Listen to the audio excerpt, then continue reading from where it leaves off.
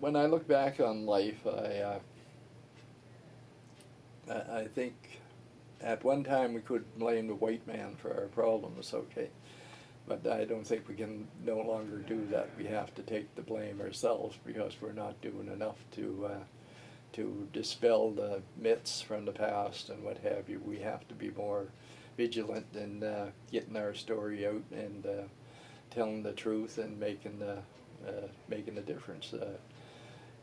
You look at you know, Annapolis Royal, and I'll say to people, the majority of the people in Nova Scotia are probably open-minded and willing to make the changes. Annapolis Royal, when they put the new highway around Annapolis Royal, they put up a sign, Annapolis Royal, welcome to Annapolis Royal, Canada's first settlement.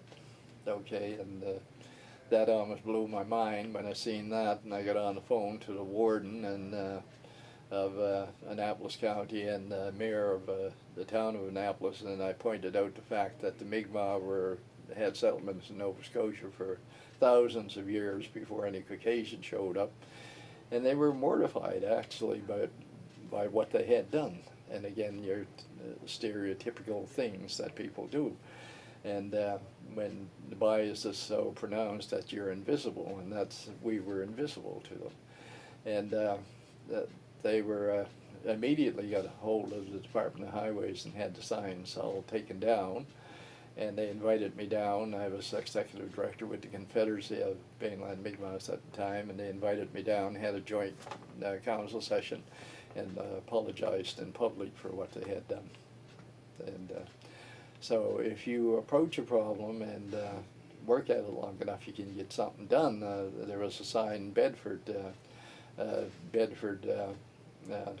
what the hell was it, a stopping place since 1504. And I finally decided that I had to go.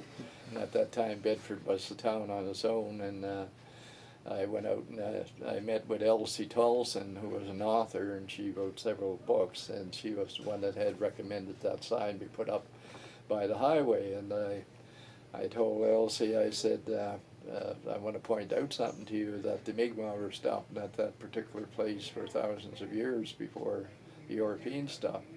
And again, she was mortified by what she had done. She says, and so together we approached the town of Bedford at the time, the municipal mayor, who was Peter Kelly, and pointed out to them that it should be changed, and they agreed, and that's why you have a sign going into Bedford today that says Bedford, a traditional stopping place. Okay.